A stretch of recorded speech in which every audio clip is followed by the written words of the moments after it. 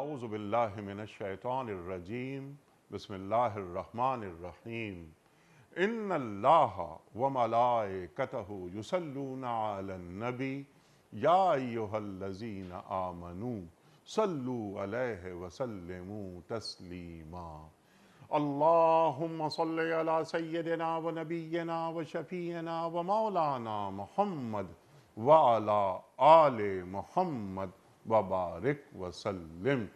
محترم خواتین و حضرات، السلام علیکم۔ پیام صبح کے ساتھ ایک بار پھر حاضر، میں ہوں آپ کا میزبان انیق احمد۔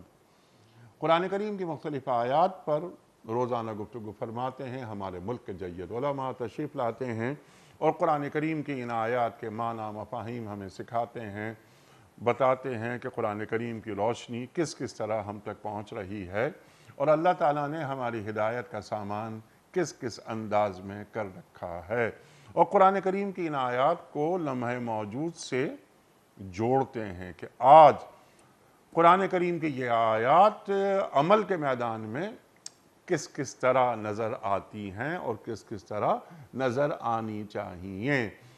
ہم اکثر ایک بات عرض کرتے ہیں کہ قرآن کریم ذہن انسانی کی امامت تا قیامت کرتا رہے گا۔ قرآن کریم کبھی پرانا نہیں ہوتا، شریعت کبھی پرانی نہیں ہوتی۔ اللہ اکبر۔ تو ہمارے معزز علماء ہمیں بتاتے ہیں، ہماری علمی کمی کو دور فرما دیتے ہیں۔ آج ہم جس آیت پر بات کروائیں گے وہ سورہ تحریم کی آیت نمبر 10 ہے۔ خواتین و حضرات، ان آیات میں سورہ تحریم کی جو آخری آیات ہیں، 4 خواتین کا ذکر ہو رہا ہے۔ 2 خواتین جو اللہ تعالیٰ کی فرما بردار اور 2 خواتین جو اللہ تعالیٰ کی نافرمان۔ تو یہاں ذکر ہو رہا ہے نوح علیہ السلام اور لوط علیہ السلام کی بیویوں کے تعلق سے، یعنی یہ کافروں کا معاملہ ہے۔ اللہ تعالیٰ فرما رہا ہے کہ یہ 2 خواتین میں بطور مثال پیش کر رہا ہوں کہ یہ 2 ہمارے صالح بندوں کی زوجیت میں تھی۔ اللہ اکبر، اللہ اکبر۔ انہوں نے اپنے شوہروں کے ساتھ خیانت کی۔ اب یہ خیانت کا لفظ آیا ہے یہاں پر، خیانت سے کیا مراد ہے؟ ظاہر ہے اس میں بہت سے اقوال ملتے ہیں ہمیں کہ کسی نبی کی بیوی بد کردار نہیں ہو سکتی، تو انہوں نے کیا خیانت کی تھی؟ کیا یہ دین کے معاملات میں اپنے شوہروں کے ساتھ تعاون نہیں کرتی تھی؟ نہ ہی صرف تعاون نہیں کرتی تھی، کیا یہ دین دشمنی میں دین دشمنوں کی مدد کیا کرتی تھی، مخبریاں کیا کرتی تھیں، شوہروں کے راز ان تک پہنچاتی تھی، وغیرہ وغیرہ بہت سی باتیں اس ذیل میں آئیں گی اور وہ ہم سیکھیں گے۔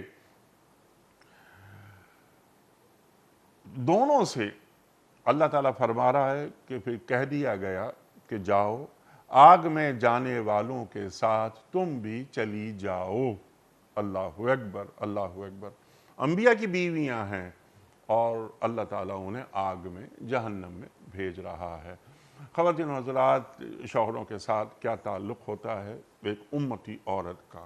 ایک امتی عورت اپنے گھرانے کو کیسا مضبوط بناتی ہے، کن خطوط پر اٹھاتی ہے، تربیت اولاد کیا ہوتی ہے، ایک مومن عورت کی زندگی میں اس کے گھر کی کیا اہمیت ہے؟ سوالات اور بہت سارے ہیں جو اٹھائیں گے ہم اور رکھیں گے اپنے ملک کے ایک جید عالم دین مفسر قرآن کی خدمت میں۔ آج کے ہمارے معزز مہمان محترم مولانا شجاع الدین شیخ صاحب۔ خواتین و حضرات، شیخ صاحب سے کون واقف نہیں؟ ہمارے ملک کا انتہائی معروف، محبوب اور مقبول نام، زندگی دین کی خدمت کے لیے وقف ہے، طویل عرصے سے قرآن کریم کی تفسیر بیان فرما رہے ہیں مختلف ٹی وی چینلز پر، اور آپ کی گفتگو کو ہمیشہ قدر کی نگاہ سے دیکھا جاتا ہے۔ شاگرد خاص محترم ڈاکٹر اسرار احمد صاحب علیہ الرحمہ۔ شیخ صاحب کو خوش آمدید کہتے ہوئے پروگرام کا آغاز اللہ تعالیٰ کے بابرکت نام سے، سورہ تحریم اور آیت نمبر 10۔ اعوذ باللہ من الشیطان الرجیم بسم اللہ الرحمن الرحیم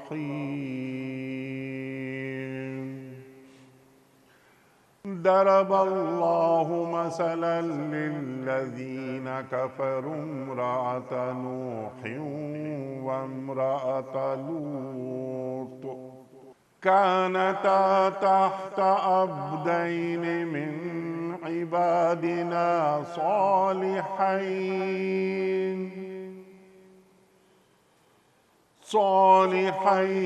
فخانتاهما فلم يغنيا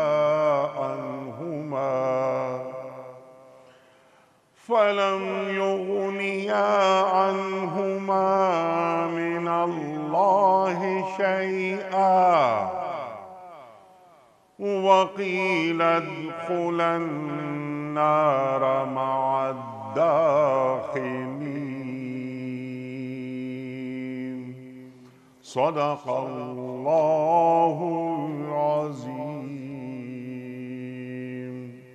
اللہ کافروں کے معاملے میں نوح علیہ السلام اور لوط علیہ السلام کی بیویوں کو بطور مثال پیش کرتا ہے۔ وہ ہمارے دو صالح بندوں کی زوجیت میں تھیں، مگر انہوں نے اپنے ان شوہروں سے خیانت کی اور وہ اللہ کے مقابلے میں ان کے کچھ بھی ناکام آ سکے۔ دونوں سے کہہ دیا گیا جاؤ آگ میں جانے والوں کے ساتھ تم بھی چلی جاؤ۔ صدق اللہ العظیم۔ خواتین و حضرات، اس سے پہلے کہ ہم رکھیں آج کے پروگرام کے حوالے سے پہلا سوال محترم شیخ صاحب کی خدمت میں۔ کل کے پوچھے گئے سوال کا درست جواب اور آج کا سوال آپ کی خدمت میں۔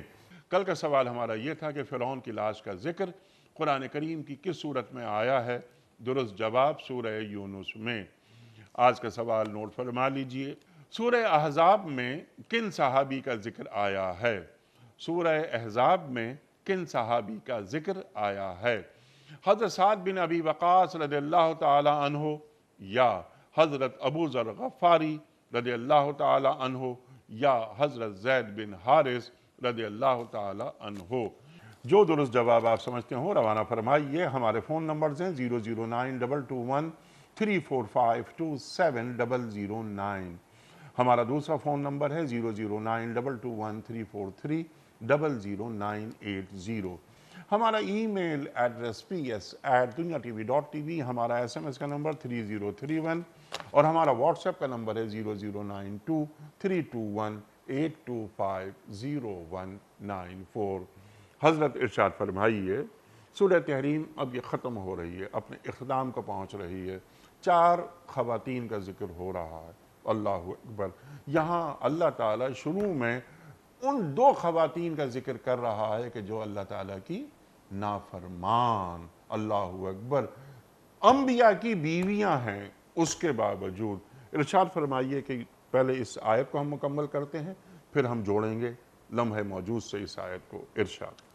بسم اللہ الرحمن الرحیم۔ اللہم صلی علی محمد وعلی آل محمد وبارک وسلم۔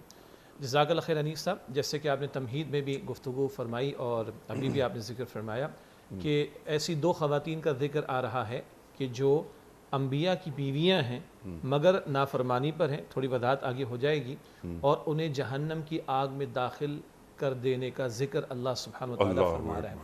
2-3 اصولی باتیں پہلے سمجھ لینا ضروری ہے۔ پہلی بات، اللہ تعالیٰ نے جا بجا قرآن حکیم میں مذکر کا صیغہ استعمال فرمایا ہے احکامات عطا فرماتے ہوئے بھی۔ البتہ جب مذکر کا صیغہ استعمال ہوتا ہے تو اس میں مرد اور عورت دونوں کے لیے رہنمائی کا ذکر آتا ہے، لیکن اللہ تعالیٰ قرآن حکیم میں کئی مرتبہ عورتوں کا ذکر علیحدہ بھی فرماتا ہے، حتیٰ کہ سورۃ النساء پوری ایک سورت ہے، نساء عورتوں کو کہا جاتا ہے، اور ان سے متعلق بھی ہدایات اللہ تعالیٰ نے وہاں پر عطا فرمائی۔ نمبر 2، خاص جس سلسلہ کلام میں اس وقت کلام ہو رہا ہے وہ ایک خاص تناظر ہے، اور وہ تناظر یہ ہے کہ اللہ تعالیٰ نے گھر کے یونٹ کو اسموڈلی چلانے کے لیے ایک فائنل اتھارٹی مرد کو ضرور دی ہے، جیسے کہ قرآن فرماتا ہے سورہ نساء کی آیت نمبر 34 میں الرجال قوامون علی النساء مرد عورتوں پر قوام ہیں. کیوں؟ آگے قرآن کریم بیان فرماتا ہے کہ اللہ تعالیٰ نے بعض کو بعض پر فضیلت بھی دی اور وَبِمَا أَنفَقُوا اس سے کہ مرد خرچ کرتے ہیں، یعنی کفالت کی ذمہ داری اللہ تعالیٰ نے مرد پر ڈالی. عورت کو گھر کی ملکہ بھی بنایا، ہوم میکر بھی بنایا اور مستقبل عورت کے حوالے کیا. حال مرد کے حوالے کیا، کمائے گا، معیشت کو چلائے گا، گھر گھرستی کے معاملات چلیں. مستقبل یعنی نسل کی پرورش وہ عورت کے حوالے کی گئی. تو مرد کو ایک درجہ اس معنی میں اوپر ضرور رکھا گیا کہ گھر کا نظام اسموتھلی چل سکے. دنیا کا کوئی بھی یونٹ اجتماعیت کا اٹھا لے، ٹاپ پر اتھارٹی ایک کے پاس ہوتی ہے. لیکن جہاں سورہ نساء کی آیت نمبر 34 میں مرد کی قوامیت کا ذکر آیا، وہاں عورت کی صالحیت کا ذکر بھی اللہ تعالیٰ فرماتا ہے. فالصالحات قانتات حافظات للغیب بما حفظ اللہ. یہ آیت اس لیے پیش کر رہا ہوں کہ آگے وہ جو خیانت والا لفظ آیا ہے جس پر آپ نے کلام بھی فرمایا، اس کی بھی ایک وضاحت اس میں آ جائے گی انشاءاللہ. اللہ تعالیٰ فرما رہے کہ نیک بیویاں وہ ہیں کہ جو قانتات ہیں، اپنے شوہروں کی فرما برداری کرنے والیاں ہیں، اور حافظات للغیب ان کی غیر موجودگی میں حفاظت کرنے والیاں ہیں. بما حفظ اللہ اس حفاظت کی نسبت سے جو اللہ تعالیٰ نے ذمہ داری عورتوں پر ڈالی. یعنی شوہر کا گھر ہے، شوہر کا مال ہے، شوہر کا ساز و سامان ہے، شوہر کا بستر ہے، شوہر کی اولاد ہے، یہ سب کی بھی حفاظت اس عورت کے ذمے جس کو بیوی کا رول دیا گیا. اور اگر ان معاملات میں کوئی گڑبڑ کی جا رہی ہے تو وہ بھی ایک درجے میں خیانت کا ہی پہلو ہوگا. اس کو آگے ہم مزید جوڑیں گے. لیکن جہاں مرد کو نظام چلانے کے لیے گھر کا یونٹ کا سربراہ بنایا گیا، وہاں عورت کا اپنا ایک علیحدہ تشخص بھی ہے. یعنی اللہ مرد کا خالق بھی ہے، عورت کا خالق بھی ہے. اللہ دونوں کا خالق ہے، دونوں کو اللہ نے اپنی عبادت کے لیے پیدا کیا اور دونوں ایکولی کل اللہ تعالیٰ کے ہاں جواب دہ ہیں. ذمہ داریوں کا فرق رکھا گیا ہے. مرد کے ذمہ باہر کے کاموں کو زیادہ لگایا گیا، عورت کے ذمہ گھر کے کاموں کو زیادہ لگایا گیا. کچھ امور میں فرق بھی واقع ہو جائے گا. مرد کی نماز افضل ہے جماعت کے ساتھ، عورت کی نماز گھر میں ادا کرے اجر پائے گی انشاءاللہ تعالی. مرد پر بھی حج فرض ہے، عورت پر بھی حج فرض ہے. لیکن ٹیکنیکلی ہمارے سوال و جواب کی نشست میں علماء بیان بھی کر دیتے ہیں کہ عورت پر استطاعت کیا ہے، اس کے اپنے اخراجات بھی ہوں اور اس کے محرم کے اخراجات بھی اس کے پاس ہوں. یہ فرق ضرور ہے. لیکن جہاں دینی ذمہ داریاں مردوں پر ہیں، عورتوں پر بھی ہیں. جہاں کل مرد خود اللہ کے ہاں مسئول اور اکاؤنٹیبل اور جواب دہ ہے، ایک عورت بھی مسئول اور اکاؤنٹیبل اور جواب دہ ہے. گویا اللہ کو راضی کرنے کے لیے، آخرت کی کامیابی کے حصول کے لیے مرد نے بھی محنت کرنی ہے، عورت نے بھی محنت کرنی ہے. وہ انتظامی معاملہ اپنی جگہ پر ہے اور اس انتظامی معاملے میں ایڈمنسٹریٹیولی عورت کو مرد کے تابع رکھا گیا، لیکن عورت کا اپنا ایک علیحدہ تشخص ہے اور وہ خود اللہ کے ہاں کل جواب دہ ہے. اب جب بتایا جا رہا ہے انبیاء کے گھرانے، اللہ اکبر، اور انبیاء بھی کون ہیں؟ حضرت نوح علیہ السلام جنہیں آدم ثانی کہا جاتا ہے. 950 برس تک استقامت کا پہاڑ بنے رہے، دعوت و تبلیغ کے میدان میں سارے مصائب کو جھیلتے رہے، دعوت کا حق ادا کرتے رہے. ان کی زوجہ، ان کی اہلیہ کا ذکر آ رہا ہے. اور اسی طرح حضرت لوط علیہ السلام ہے، کیسے کیسے مصائب اللہ کی راہ میں انہیں جھیلنا پڑے، کس کس طرح کے کامنٹس ان کی قوم کی طرف سے ان کی طرف آئے، وہ بھی صبر اور استقامت کا مظاہرہ کرتے رہے. مگر بتایا کیا جا رہا ہے، اگر انبیاء کی بیویاں ہیں، ایک رائے ایمان ہی نہیں لائیں، ایک رائے زبانی کلامی دعویٰ کیا، دل سے ایمان نہیں لائیں، تو نفاق پر کاربند رہیں. پھر ان کی خیانت کیا تھی؟ بجا آپ نے فرمایا. سیدنا عبداللہ بن عباس رضی اللہ تعالیٰ عنہ جو تفسیر میں امام صحابہ کرام میں فرماتے ہیں، اور دیگر مفسرین نے لکھا، کسی نبی علیہ السلام کی کوئی خاتون یعنی زوجہ یا اہلیہ کبھی بدکار نہ رہی. پھر یہاں خیانت سے مراد کیا ہے؟ آپ نے انٹرو میں عربی مفسرین کے بیان فرمائی کہ پیغمبروں کا ساتھ نہ دینا، ان کے مشن میں شرکت نہ کرنا، ان کی دعوت کو رد کر دینا، ان کے راز کو دوسروں کو بتانا، ان کی معاذ اللہ چغلیاں لگانا. نوح علیہ السلام کی بیوی کے بارے میں ذکر آتا ہے کہ معاذ اللہ وہ بد کلامی بھی کر جایا کرتی تھی. ان سارے پہلوؤں کے اعتبار سے لفظ خیانت یہاں پر قرآن پاک میں آ رہا ہے. اور اگر انہوں نے ایمان کی روش اختیار نہ کی، نبی علیہ السلام کی دعوت کو قبول نہ کیا، حق کا ساتھ نہ دیا، اہل باطل کا ساتھ دیا، نافرمان قوم کا ساتھ دیا، تو ان کا یہ جرم اس قدر بڑا ہے کہ ان کے لیے جہنم کی آگ کا اللہ تعالیٰ فیصلہ فرما رہا ہے. اور انبیاء کے گھر میں ہونا کس قدر مقدس رشتہ بھی ہے، انبیاء کے گھر میں ہونا. مگر اگر ایمان نہیں ہے، اور اگر نفاق کا معاملہ اور ان پہلوؤں کے اعتبار سے خیانت کا معاملہ، نبی کے مشن سے دوری کا معاملہ ہے، تو محض نبی کی بیوی ہونا ان کو اللہ کے عذاب سے بچا نہیں سکتا۔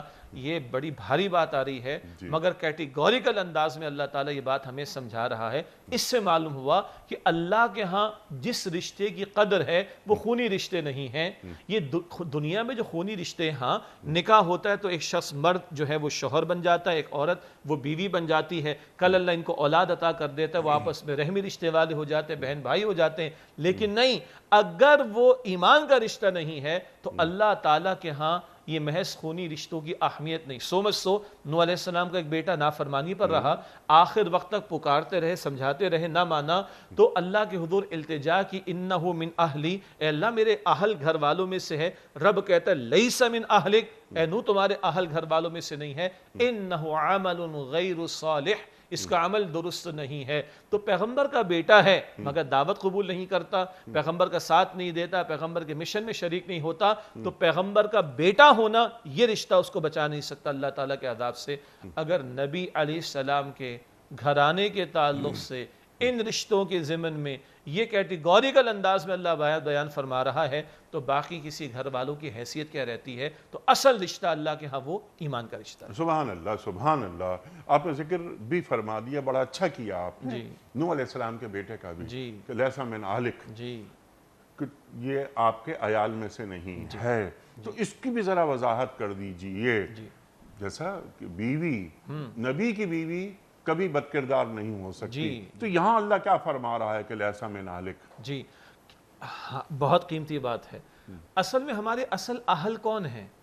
تو سمجھنے کی ضرورت ہے کہ ہمارا اصل گھرانہ کون سا ہے، پھر سمجھنے کی ضرورت ہے کہ ہماری اصل زندگی کون سی ہے۔ تو یہ دنیا تو عارضی ہے، یہ فانی ہے، یہ ختم ہو جانے والی ہے۔ یہ دنیا ہمیشہ کے لیے نہیں، تو یہاں کے گھرانے بھی ہمیشہ کے لیے نہیں، یہاں کے رشتے بھی ہمیشہ کے لیے نہیں۔ اللہ کے نزدیک اصل زندگی ہے آخرت کی، اللہ کے نزدیک اصل عیش اور آرام ہے آخرت کا، اللہ کے نزدیک اصل گھر اور گھرانہ ہے آخرت کا۔ تو اللہ کے نزدیک اصل رشتہ وہ ہے جو فانی نہ ہو، لافانی رشتہ ہو، اور لافانی رشتہ وہ ایمان کا رشتہ ہے۔ تو اگر اولاد ایمان پر نہیں ہے، چاہے وہ پیغمبر کا بیٹا ہے، پیغمبر کی دعوت کو اس نے اگر رد کیا ہے، 3 بیٹے ایمان لائے تھے، یہ چوتھے کا ذکر ہو رہا ہے، اگر وہ ایمان پر نہیں ہے اور ایمان کی دعوت قبول نہیں کرتا، پیغمبر کی دعوت کو رد کرتا ہے، تو اصل کے اعتبار سے، حقیقت کے اعتبار سے، رب کی نگاہوں میں ہو جانے کے اعتبار سے وہ اہل میں سے نہیں ہے۔ ہاں یہ وقتی رشتہ ہے، باپ بیٹے کا رشتہ ہے، اس کی نفی نہیں کی جا رہی، نسل وہی ہے، نسل وہی ہے، لیکن اہل ہونے کے لیے اعمال کا بلند ہونا ضروری ہے، اعمال کا بلند ہونا ضروری ہے، اور شرط لازم ایمان ہے۔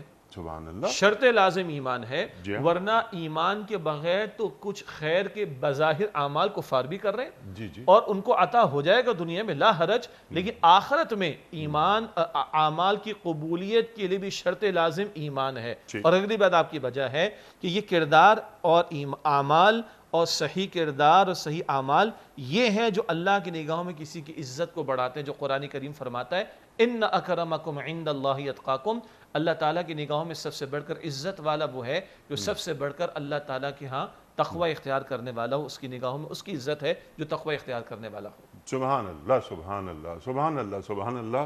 محض یعنی اولاد میں شامل ہو جانا کافی نہیں ہوتا، وہ اہلیت پیدا کرنا جو ایمان فراہم کرتا ہے۔ آپ کی بات بلند ہوتی ہے، یہ تصور تو وہ ہے جو بنی اسرائیل کو سمجھایا گیا، یہ تصور تو وہ ہے جو مشرکین مکہ کو سمجھایا گیا۔ یہ یہود و نصارہ کہتے تھے نحن ابناء اللہ و احباہ، سورہ المائدہ کی آغاز میں آیت نمبر 18 میں آتا ہے، کہتے ہیں ہم تو اللہ کے بیٹوں کی طرح ہیں، معاذ اللہ، ہم تو اللہ کے چہیتے ہیں۔ کوئی بیٹوں سے کوئی لاڈ پیاری آدمی کرتا ہے کہ ان کے اوپر ظلم و ستم تھوڑا ہی کرتا ہے، تو ہم تو اللہ کے بڑے چہیتے ہیں، اور دعویٰ تھا کہ ہم پیغمبروں کی نسل میں سے ہیں۔ تو اللہ فرماتے ہیں محض نسل میں ہو جانا کافی نہیں، تمہارے اعمال کدھر ہیں؟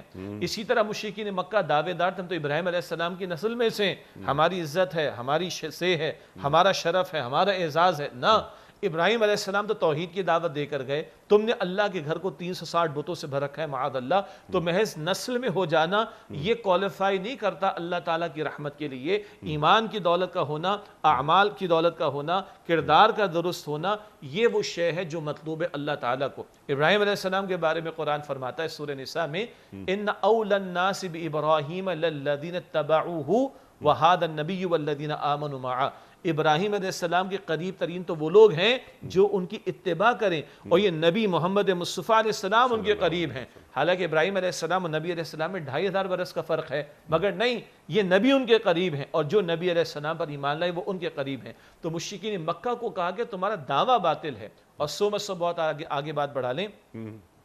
اللہ کے نبی اپنے بارے میں فرماتے صلی اللہ علیہ وسلم من احب سنتی فقط احبنی ومن احبنی کان معی فی الجنہ، سورہ معاف کیجئے گا جامع ترمذی شریف کی روایت، جس سے میری سنت، میرے طریقے، میرے عمل سے محبت کی اس نے مجھ سے محبت کی، اور جس سے مجھ سے محبت کی وہ میرے ساتھ جنت میں ہوگا۔ اور آپ فرماتے صلی اللہ علیہ وسلم، بخاری شریف کی طویل حدیث ہے، آخر میں ذکر آتا ہے من رغب عن سنتی فلیس منی، جس سے میری سنت سے منہ پھیر لیا اس کا مجھ سے کوئی تعلق نہیں ہے۔ تو بجا فرمایا آپ نے محض نسلی رشتہ، محض یہ خونی رشتہ کفایت نہیں کرتا، ایمان کا رشتہ ہونا شرط لازم ہے، اور اعمال و کردار کی گواہی جو ہے وہ اللہ تعالیٰ کو مطلوب ہے۔ سبحان اللہ سبحان اللہ۔ اگلا سوال رکھوں گا میں آپ کی خدمت میں، لیکن اس سے قبل ایک درمیان میں ایک بات جو الرجال قوامون علی النساء کے حوالے سے آپ نے بیان فرمائی تھی، تو بس اس میں ایک آپ کی اجازت سے ایک بات یہ کہ اس میں کوئی عورت کی تحقیر نہیں ہو رہی، اس میں عورت کی تعظیم ہو رہی ہے اور تکریم ہو رہی ہے۔ اللہ اکبر۔ آپ کی اجازت سے ارشاد۔ یہ جو قوام کا ترجمہ ہے نا، اس کو کبھی کبھی تو ترجمہ کرنے میں بعض لوگ ہچکچاتے ہیں خواہ، اور کچھ مرتبہ جب ترجمہ ہو جاتا ہے تو ہماری بہنیں اور خواتین کچھ پریشان ہو جاتی ہیں۔ آئیے اس کو تھوڑا سا ریزولف کر لیں۔ قوام کا ترجمہ حکمراں بالکل ٹھیک ہے، قوام کا ترجمہ اگر کوئی نگراں منتظم بھی کرتا ہے ہمیں کوئی اعتراض نہیں، عورتوں کو پریشان نہ ہونا چاہیے۔ اگر ایک حدیث مبارک ذہن میں رہے، اللہ کے نبی علیہ السلام نے فرمایا کہ سید القوم خادمہم، قوم کا سردار قوم کا خادم ہوا کرتا ہے۔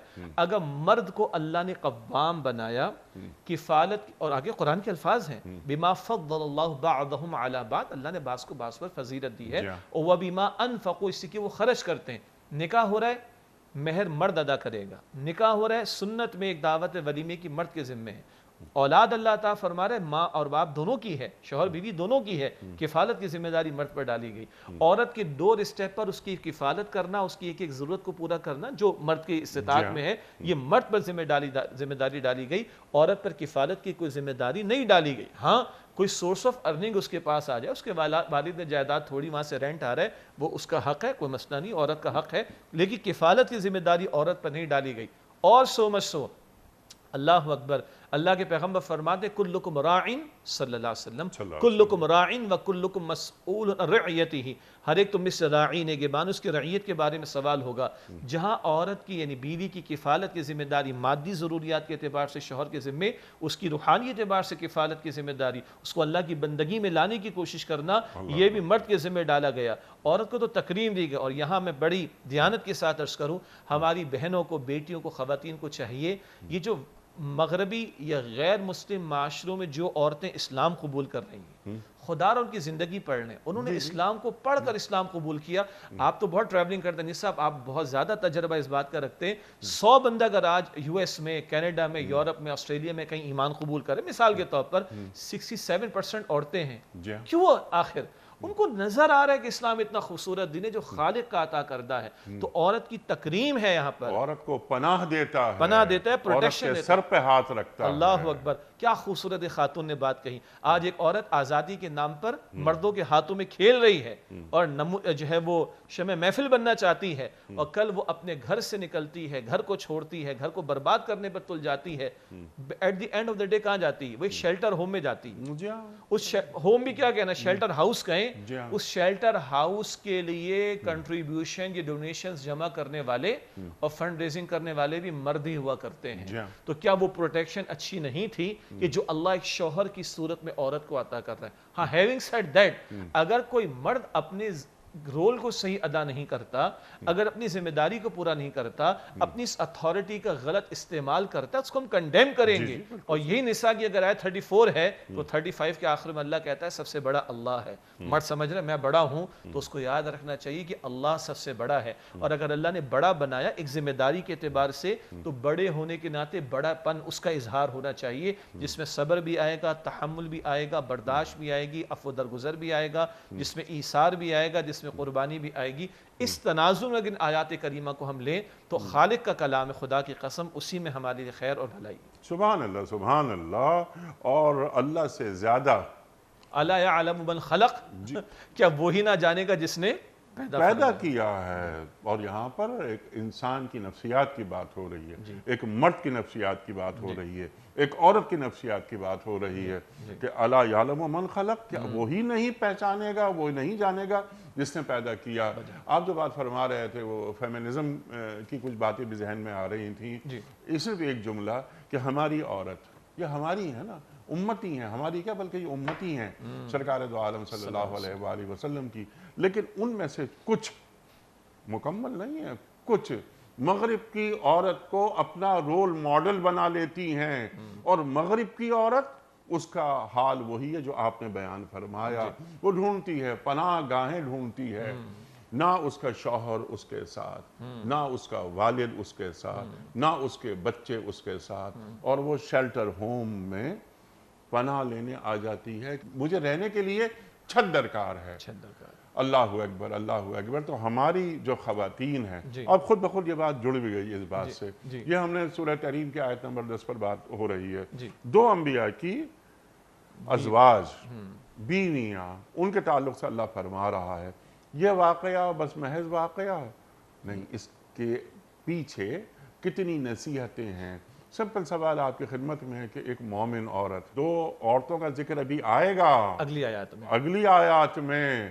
فرعون کی بیوی آسیہ بنت مزاحم کا ذکر آئے گا، اور مریم علیہ السلام کا ذکر آئے گا. اللہ اکبر.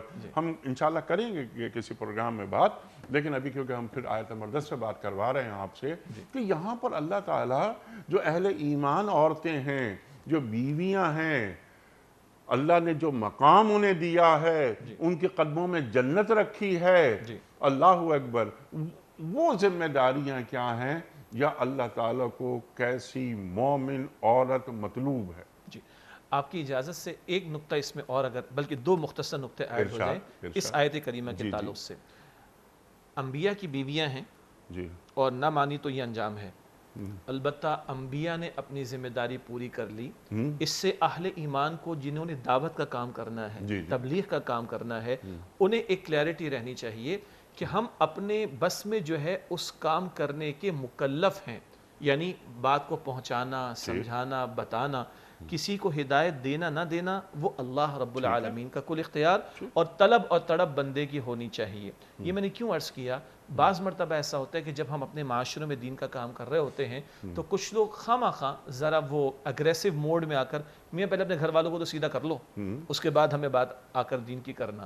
تو گھر والوں کو سیدھا کرنے سے مراد اگر یہ کہ گھر والوں کو دین کی بات سمجھائی جائے، یہ تو کرنے کا کام ہے، یہ پہلی پرائرٹی ہے. لیکن اگر کسی کے گھر والوں نے بات قبول نہیں کی یا خدا نخواستہ تسلیم نہیں کی، یا وہ اپنے کردار کو درست کرنے کی کوشش نہیں کر رہے، تو اس کا یہ مطلب نہیں کہ گھر سے باہر دین کی دعوت پیش نہیں کی جا سکتی. یہ دو نبی ہیں، ان کی بیویاں ہیں، نہیں مانی ہیں، تو اس کا یہ قطعاً مطلب نہیں کہ نبیوں نے گھر سے باہر دعوت کا کام نہیں کیا. ابو لہب چچا ہے نبی علیہ السلام کا، سگا چچا ہے، نہیں مانا سورہ لہب مل گئی اس کو، لیکن اللہ کے نبی نے سارے عالم تک اللہ کے پیغام کو پہنچانے کی ذمہ داری ادا کی. ایک تو یہ کلیئرٹی. دوسرا ایک دقیق نقطہ ہے، ان عورتوں سے کہہ دیا گیا داخل ہونے والوں کے ساتھ آگ میں داخل ہو جاؤ.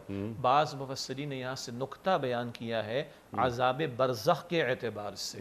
ایک تو جہنم کا عذاب ہے، اللہ ہم سب کی حفاظت فرمائے. ایک قبر میں راحت بھی ہے، برزخ کی راحت بھی ہے، اور ایک برزخ اور قبر کا عذاب بھی ہے. اس کی طرف بھی اشارہ کہ کہہ دیا گیا کہ جہنم کی آگ میں داخل ہو جاؤ. مراد وہ جو حدیث میں آتا ہے کہ نیک بندہ جب قبر کے حوالے کیا جاتا ہے، قبر حد نگاہ تک وسیع کر دی جاتی ہے اور جنت کی کھڑکی کھول دی جاتی ہے، اور وہاں سے خوشبو بھری ہوائیں آتی ہیں. اللہ ہم سب کو ایسی راحت والی قبر عطا فرمائے. اس کے برعکس مشرک، کافر، منافق سرکش باغی قبر کے حوالے کیا جاتا ہے تو اس کی قبر تنگ بھی کی جاتی ہے، وہ قبر اس کو بھینچتی بھی ہے، اور جہنم کی ایک کھڑکی اس کے لیے کھول دی جاتی ہے، اس معنی میں کہ وہاں کی شدید ہوائیں جو لو بھری ہیں اور عذاب دینے والی ہیں، وہ اس کو عذاب قبر بھی اور عذاب برزخ بھی ہو رہا ہوتا ہے۔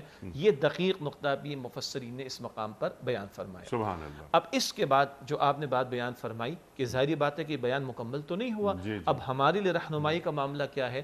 تو جیسے مستقل ایک موضوع ہر تھوڑے عرصے میں آپ بیان فرماتے ہیں اور گفتگو ملاتے ہیں اس کو کہ اللہ تعالیٰ کے نزدیک ایک مؤمنہ عورت کیسی ہونی چاہیے، اللہ کے رسول علیہ السلام ایک مسلمان امتی عورت کو کیسا دیکھنا چاہتے ہیں۔ تو پہلے تو وہ اشارہ جو آپ نے فرما دیا کہ کس طرح اللہ کے دین نے ایک عورت کو عزت اور تکریم عطا فرمائی ہے۔ اگر بیوی ہے، سبحان اللہ کے پیغمبر فرماتے علیہ السلام بہترین صدقہ کیا ہے؟ جو تم اپنے گھر والوں کو کھلاتے ہو، ہاں، ماں باپ کو کھلانا، اولاد کو کھلانا، بیوی کو کھلانا، یہ وہ عمل ہے خرچ کرنے والا جو بہترین صدقہ قرار دیا گیا۔ اللہ کے پیغمبر علیہ السلام فرماتے ہیں کہ تم میں سے بہترین وہ جو اپنے اہل کے لیے بہترین ہو، اور میں تم میں سب سے بڑھ کر اپنے اہل یعنی گھر والوں کے لیے بہترین ہوں، اور اہل میں پہلے بیوی آ جایا کرتی ہے۔ اسی طرح اللہ کے نبی علیہ السلام نے بیٹی کو کیا تکریم عطا فرمائی ہے۔ خود حضور کے گھر میں ایک بیٹی کی ولادت ہوتی ہے اور ایک خادمہ نے آ کے آپ کو جو ہے وہ خوشخبری سنائی تو آپ کا چہرہ، وہ خادمہ کہتی ہے، ایک گلاب کے پھول کی طرح کھل اٹھا، اور اللہ کے رسول نے اللہ کا شکر ادا کیا، دوڑے ہوئے بی بی خدیجہ کے پاس گئے اور بیٹی کو چوما سینے سے لگا اور بی بی خدیجہ کو مبارکباد دی، اللہ کا شکر ادا کیا، اور 3 بیٹیوں کی پرورش پر اللہ کے پیغمبر جنت کی بشارت دیتے ہیں صلی اللہ علیہ وسلم۔ ایک بہن کے حوالے سے حضور فرماتے ہیں علیہ السلام، یہ تو رحمی رشتہ ہے نا، اور رحمی رشتے کو جوڑنے والا وہ اللہ اس کی عمر میں اور اس میں برکت عطا فرما دیتا ہے۔ ماں کا رشتہ آپ نے ذکر اشارتاً فرما دیا کہ جنت تمہاری ماؤں کے قدموں کے پاس ہے۔ یا رسول اللہ، میرے حسن سلوک کا سب سے بڑھ کر مستحق کون؟ صلی اللہ علیہ وسلم فرمایا تمہاری ماں، تمہاری ماں، تمہاری ماں۔ ایک تو یہ تکریم والا پہلو ہے۔ البتہ اس وقت سوال یہ ہے اللہ کیسا دیکھنا چاہتا ہے ایک مؤمنہ عورت کو؟ تو ایک جو آیت کریمہ تلاوت ہوئی تھی سورہ نساء کی آیت نمبر 34، اس میں اشارتاً بات آئی فالصالحات قانتات حافظات للغیب بما حفظ اللہ۔ نیک بیویاں وہ ہیں، اللہ جسے نیک کہہ رہے ہیں وہی نیک ہے اصل میں۔ اللہ کی نگاہوں میں نیک کون؟ وہ بیویاں کہ جو اپنے شوہروں کی فرما برداری کرنے والی ہوں۔ بڑا مشن کیا ہے؟ گھروں کا مضبوط ہونا۔ آج گھر برباد ہو رہے ہیں، بل کلنٹن کے الفاظ، بش کے الفاظ، اوباما کے الفاظ ہم یہاں بیٹھ کے کوٹ کرتے رہے۔ آپ کو یاد ہوگا 13 فروری 2015 اور ہماری ٹرانسمیشن کے درمیان میں لائیو ٹیلی کاسٹ میں دیکھا گیا کہ وہ باراک حسین اوباما کہتا ہے خدا کے واسطے شادیاں کرو اور گھر بساؤ۔ ایک مضبوط گھر، ایک مضبوط سوسائٹی کی ضرورت ہے، اور بھائیوں ایک مضبوط سوسائٹی، ایک مضبوط امریکہ کی ضرورت ہے۔ جی نہیں، فیملی سسٹم جی لے کر آؤ۔ ہاں، تو مشرق سے مغرب کم از کم یہ تو سیکھ سکتا ہے کہ فیملی سسٹم ہوتا کیا ہے۔ اور یہ خطاب کون سا تھا نیس صاحب؟ State of the union address میں بات ہو رہی، ٹھیک ہے؟ تو آج ہم لوگوں کے پاس تھوڑا کچھ، ویسے تو بہت کچھ ہے، یہ اللہ کا کلام ہے، لیکن ان پریکٹس اگر ہم کچھ پریزنٹ کر سکتے جس کے لیے بیچارے تڑپ رہے ہیں، وہ ہے ہمارا فیملی سسٹم۔ تو نیک بیویاں وہ جو اپنے شوہروں کی فرما برداری کریں۔ بڑا مشن کیا ہے؟ گھروں کا مضبوط ہونا، تو سوسائٹیاں مضبوط ہوں گی انشاءاللہ۔ اور اللہ کے پیغمبر علیہ السلام بیویوں کو کیا کہتے ہیں؟ جس بیوی سے اس کا شوہر راضی ہو، اپنے شوہر کے لیے اطاعت گزار بھی ہے، فرما بردار بھی ہے، کوآپریٹو بھی ہے، سپورٹیو بھی ہے، اور وہ باہر دل جمعی کے ساتھ کما بھی سکے، دین کا بھی کام کرے سے آگے بڑھ کر۔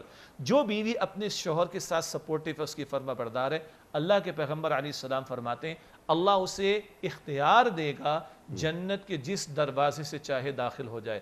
وہاں ریان کا دروازہ بھی ہے روزے داروں کے لیے، کچھ صلاۃ نماز والوں کے لیے بھی ہوگا، کچھ جہاد و قتال والوں کے لیے بھی ہوگا، جس دروازے سے چاہے داخل ہو جائے۔ یہ اللہ تعالیٰ ایک عورت کے لیے جنت کے حصول کو آسان فرما رہا ہے۔ وہ عورت جو ایک بیوی کے رول میں اپنے شوہر کی فرما برداری کر کے گھر کو مضبوط کرتی ہے، پھر یہی عورت ماں بنتی ہے۔ اللہ اکبر کبیرہ۔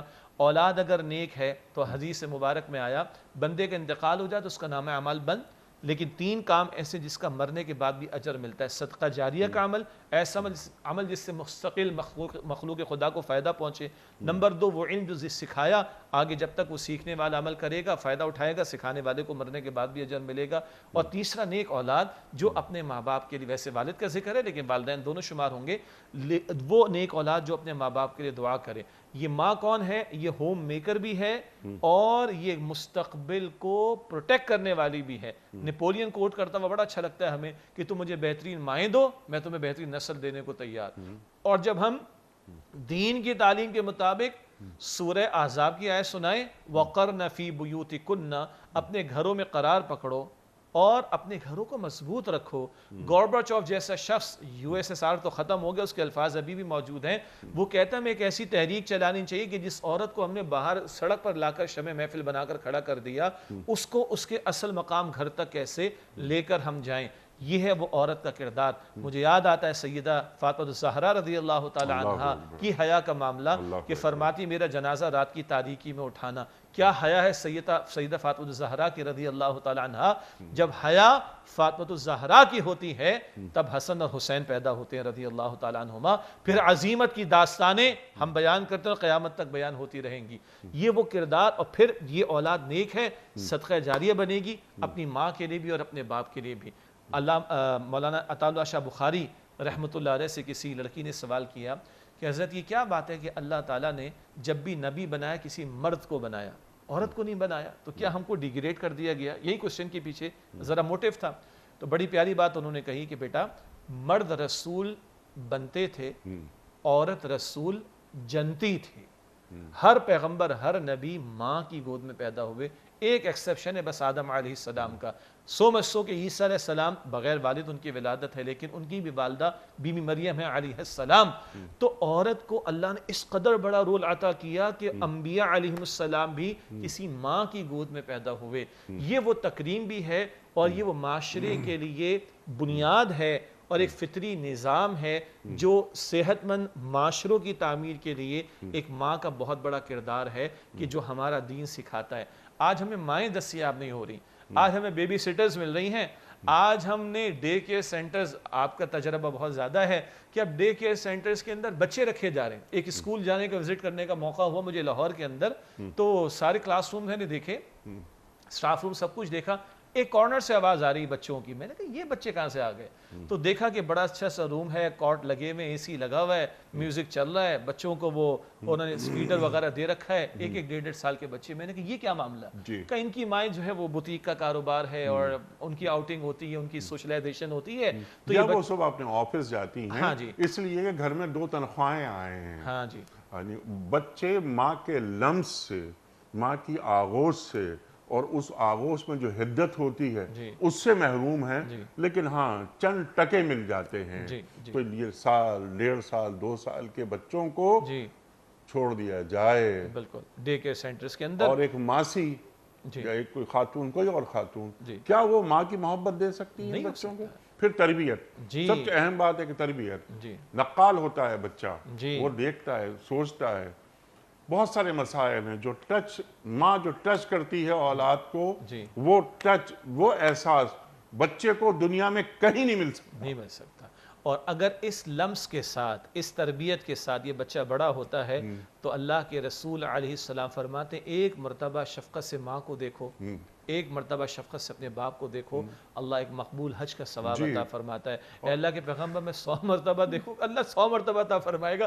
اب بتائیے یہ کام بیبی سٹر کے ساتھ ہو سکتا ہے؟ اور کیا بات ہو رہی ہے کہ مقبول حج. ہم جو حج کر کے آتے ہیں اس کی قبولیت کی کوئی گارنٹی نہیں ہوتی ہے. ہمیں توقع ہوتی ہے ہمارا حج اللہ قبول کرے گا.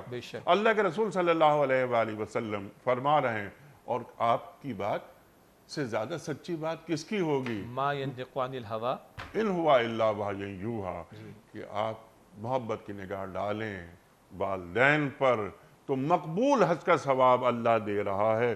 حج مقبول ہو رہا ہے.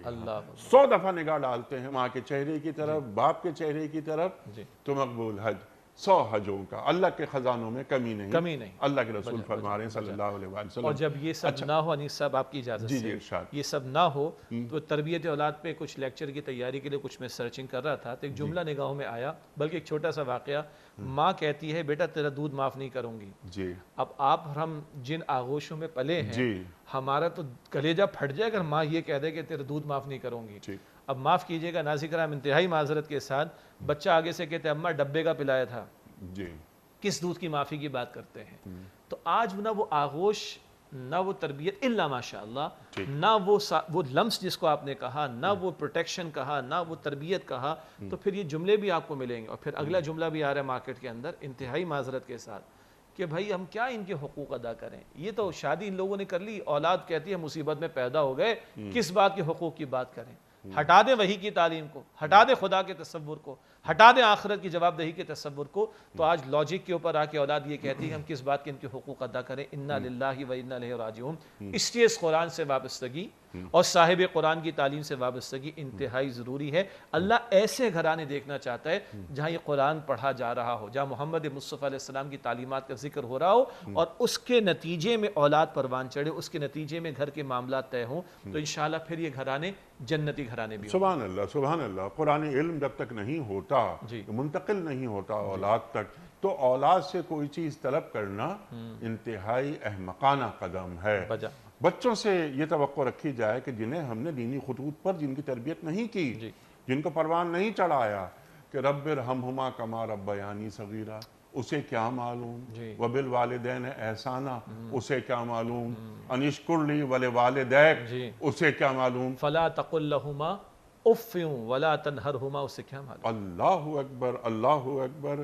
تو یہ پہلا کام، پہلی ذمہ داری یہ والدین کی ہے کہ وہ تربیت اولاد کے حوالے سے بچوں کو بتائیں کہ والدین کا مقام کیا ہوتا ہے. اور خاص طور پر یہاں پر جو بات ہو رہی ہے کہ بیٹی، یہ بیٹی مستقبل کی ماں ہے، تو یہ بیوی بن کر جا رہی ہے، تو اسے ایسا پیارا ماحول اس نے گھر میں دیکھا ہے جو دین سے قریب بھی ہے اور والد اور والدہ کے درمیان محبت پر مبنی ہے. جب یہ جاتی ہے تو پھر اگلے گھر کو یعنی سسرال کو جنت بنا دیتی ہے. تو جو ابھی بات آئی تھی درمیان میں کہ ماں کے قدموں میں اللہ نے جنت رکھی ہے، تو ایک بات ہم عرض کرتے ہیں کبھی کبھار اس پروگرام میں کہ ماں کے قدموں میں تو جنت اللہ رکھ رہا ہے. اگر بچہ خدا نہ خواستہ جہنم کی طرف جا رہا ہے اپنی بدعمالیوں کی وجہ سے، تو کیا اللہ اور اللہ کے رسول صلی اللہ علیہ وسلم یہ نہیں پوچھیں گے کہ تیرے قدموں میں تو میں نے جنت رکھی تھی، تیرے ہوتے ہوئے کیسے جہنم میں جا رہا ہے؟ جی.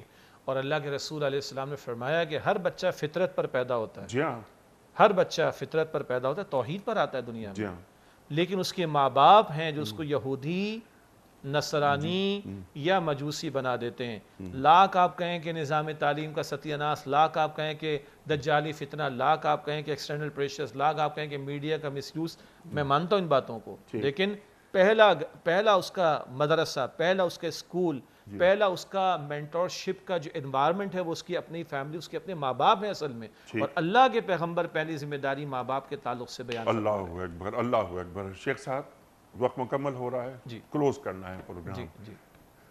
چند ٹپس دے دیجئے آپ، کیونکہ یہاں پر بات جو فوکس کیا ہے ہم نے وہ کیا ہے، یعنی یہ آیت سورہ تحریم کے آیت نمبر 10، بیویاں، دو بیویوں کا ذکر ہو رہا ہے جو کہ انبیاء کی بیویاں ہیں.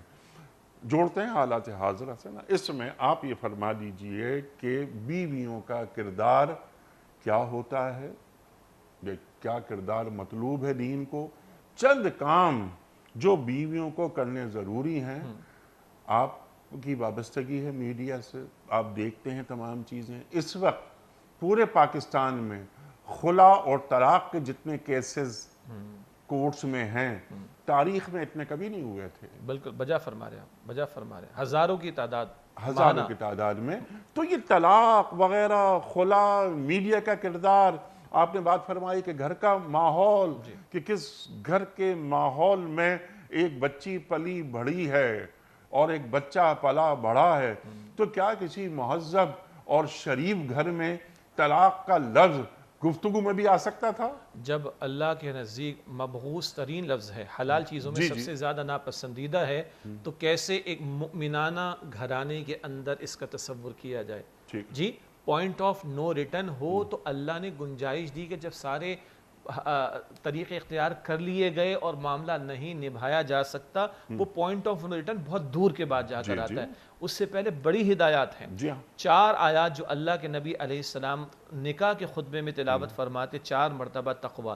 آپ نے بیویوں کی بات کی، یہ بیویوں کے لیے بھی ہے، ہم شوہروں کے لیے بھی ہے. اللہ کا خوف، اللہ کا خوف. مرد نے بھی اللہ کو جواب دینا ہے، عورت نے بھی اللہ کو جواب دینا ہے، اس احساس کے ساتھ، نمبر 1۔ نمبر 2، اللہ لباس کا لفظ استعمال کرتا ہے شوہر بیوی کے تعلق کے لیے، اس کو اللہ اتنا قرب دینا چاہتا ہے جتنا میرا یہ کپڑا میرے جسم سے جڑا ہوا ہے۔ سبحان اللہ۔ اللہ کی اس چاہت کا پاس رکھنا ایک مسلمان بیوی کو بھی اور ایک مسلمان شوہر کو بھی اس کی کوشش کرنی۔ نمبر 3، اللہ کے نبی علیہ السلام نے جہنم میں عورتوں کی بڑی تعداد دیکھی، اس کی ایک وجہ یہ بیان فرمائی کہ اپنے شوہروں کی ناشکری کرنا، اپنے شوہروں کی ناشکری کرنا۔ او خدارہ اللہ کی بندیوں، آج جس سطح پر بھی اللہ نے تمہیں رکھا ہوا ہے، معاشی اعتبار سے بات کر رہا ہوں، اپنے شوہر کی قدر کر لو، اور کیسے قدر پیدا ہوگی، شکر کیسے پیدا ہوگا۔ رسول اللہ علیہ السلام نے بڑا پیارا فارمولہ دیا، دنیاوی امور میں اپنے سے نیچے والے کو دیکھ لو، جب نیچے والے کو دیکھوں گا تو اطمینان ہوگا میں کم سے کم یہاں پر ہوں، خدارہ ناشکری نہ کریں۔ چوتھی بات وہ ہے درگزر کا معاملہ۔ درگزر مرد کے لیے زیادہ بڑا ہے کیونکہ اس کو اللہ نے بڑا بنایا، لیکن یہ درگزر کا معاملہ، معاف کرنے کا معاملہ، یہ مرد کے لیے بھی ہے اور یہ عورت کے لیے بھی ہے۔ پانچویں بات یہ ہے آپس میں اعتماد کو بڑھانے کی بات کرنا، اور میرے نزدیک عجیب بات میں عرض کر رہا ہوں، آج کل اسمارٹ فونز پر لاک لگائے جاتے ہیں اور پیس کوڈ بھی لگائے جاتے ہیں۔ ایک صاحب علم نے کہا اگر شوہر کو اپنی بیوی کا پیس کوڈ اور بیوی کو اپنے شوہر کے دو اگر اسمارٹ فون ہیں، دونوں کے پیس کوڈ پتہ ہیں، تو یہ میرے نزدیک کم از کم باہمی اعتماد کی پہلی منزل ہے۔ آپس کا اعتماد بہت ضروری ہے۔ اور چھٹی بات، شیطان کو ذہن میں رکھیں، حدیث میں آتا ہے کہ شیطان روزانہ دربار لگاتا ہے سمندر پر، اور اس کے چیلے آ کر بتاتے فلاں کو برائی پر لگایا، فلاں کو نیکی سے روکا، کہتے ٹھیک۔ ایک آ کر کہتے شوہر بیوی میں جدائی ڈالی، یہ ناراضگی بھی ہو سکتی ہے، ناچاقی بھی ہو سکتی ہے، غصہ بھی ہو سکتا ہے، اور پوائنٹ آف نو ریٹرن طلاق بھی۔ تو شیطان اس کو کھڑے ہو کر سینے سے لگاتا کہتا ہے تو نے میری جانشینی کا حق ادا کیا۔ ہر مرد، ہر شوہر، ہر بیوی اس پوائنٹ کو سامنے رکھ لیں، رب لباس کا لفظ استعمال کر کے جوڑنا چاہتا ہے ہمیں، اور شیطان ہمیں توڑنا چاہتا ہے۔ ہم رب کی چاہت پر عمل کر رہے ہیں یا شیطان کی چاہت پر عمل کر رہے ہیں؟ ہمارا راستہ رحمانی ہے یا شیطانی؟ بجا اللہ اکبر، اللہ اکبر۔ یہ خاص طور پر ہماری خواتین، جی ان کو ان امور کی جانب توجہ دینی چاہیے جو آپ نے فرمائے۔ جی اللہ اکبر، تاکہ گھر بسیں، جی، سکون ملے گھروں میں۔ سکون، وَلِتَسْكُنُوا، ہاں قرآن کریم فرما جی، رہا تمہیں میں سے تمہارے جوڑے بنائے۔ ہم شادی بیاہ کے کارڈ پر یہ سورہ روم کیا ہے، کس کا ترجمہ لکھتے ہیں، جی، کبھی اردو میں کبھی انگلش میں، لِتَسْكُنُوا إِلَيْهَا، اللہ نے تمہیں میں سے تمہارے جوڑے بنائے، اس کے بعد جا کر سکون تلاش کرو۔ آج بیچارہ کئی گھر سے پاگل ہو کر مجنون بن کر باہر جا کے سکون تلاش کر رہا ہو، تو یہ تو شریعت کی تعلیم اور اللہ کی منشا کے برعکس بات ہو گئی نا۔ اللہ اکبر، اللہ اکبر، اللہ اکبر۔ دین کیسا معاشرہ دیکھنا چاہتا ہے، دین ان معاشروں میں گھر کیسے دیکھنا چاہتا ہے، ان گھروں میں بیویوں کا کردار کیسا دیکھنا چاہتا ہے۔ شیخ صاحب، آپ کا بہت شکر گزار کہ آپ نے ہمیں تعلیم کیا، اور ہمیشہ کی طرح آج بھی ہم نے آپ سے بہت سیکھا۔ خواتین و حضرات، وقت یہاں مکمل ہوا ہمارے آج کے پروگرام کا۔ بہت ساری گفتگو مزید ہو سکتی ہے۔ کردار اس سلسلے میں ریاست کا کیا ہوتا ہے اور کیا ہونا چاہیے، کیا ریاست ایسا ماحول فراہم کر رہی ہے کہ جس میں میاں بیوی، معاشرے اور ریاستی امور ایسے انجام دیے جائیں کہ اس ریاست میں رہنے بسنے والے اپنے تمام مراسم عبودیت وہ بھی ادا کرتے رہیں اور اپنے گھروں میں بھی سکون سے رہیں۔ خواتین و حضرات، اللہ اور اللہ کے رسول صلی اللہ علیہ وآلہ وسلم کو کیسے معاشرے درکار ہیں، کیسے افراد درکار ہیں، اللہ اور اللہ کے رسول صلی اللہ علیہ وآلہ وسلم ہمیں کہاں دیکھنا چاہتے ہیں اور ہمیں کیسا دیکھنا چاہتے ہیں، خواہ ہم شوہر ہوں یا ہماری بہنیں، ہماری بیٹیاں، ہماری مائیں، ہماری بیویاں، یہ دراصل امتی ہیں رسول کریم صلی اللہ علیہ وآلہ وسلم کی۔ خواتین و حضرات، یہاں پروگرام مکمل ہو رہا ہے۔ کوئز۔ کل کا سوال ہمارا یہ تھا کہ فرعون کی لاش کا ذکر قرآن کریم کی کس صورت میں آیا ہے؟ درست جواب سورہ یونس میں۔ آج کا سوال نوٹ فرما لیجئے۔ سورہ احزاب میں کن صحابی کا ذکر آیا ہے؟ حضرت سعد بن ابی وقاص رضی اللہ تعالی عنہ، یا حضرت ابو ذر غفاری رضی اللہ تعالی عنہ، یا حضرت زید بن حارث रज़ी अल्लाह ताला अन्हो।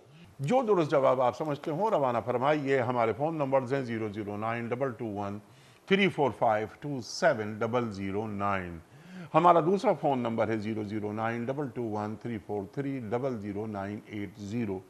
हमारा ईमेल एड्रेस ps@duniatv.tv, हमारा SMS का नंबर 3031 और हमारा व्हाट्सएप का नंबर है 00923218250194।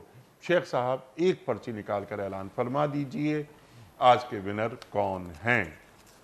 जी, आज के विनर हैं बल्कि मोहतरमा नाहीद नवीद मुल्तान से। नाहीद नवीद साहिबा मुल्तान से आपकी खिदमत में दुनिया टीवी की जानिब से दीनी कुतुब पर मुश्तमिल गिफ्ट हैम्पर आपके घर बज़रिए कोरियर रवाना किया जा रहा है। आपको बहुत बहुत मुबारक हो। पयाम सुबह का इख्तिताम होता है रोज़ाना एक कौल पर, और वो कौल होता है साहिब नहजुल बलागा अमीरुल मोमिनीन हज़रत अली मुर्तज़ा करमल्लाहु वजहू का। आप फरमाते हैं कि इंसान की खुद पसंदी उसकी अक्ल के हासिदों में से है। इंसान की खुद पसंदी उसकी अक्ल के हासिदों में से है। सुभान अल्लाह सुभान अल्लाह। अपने मेज़बान अनीक अहमद को कल तक के लिए इजाज़त दीजिए। खुदा हाफ़िज़।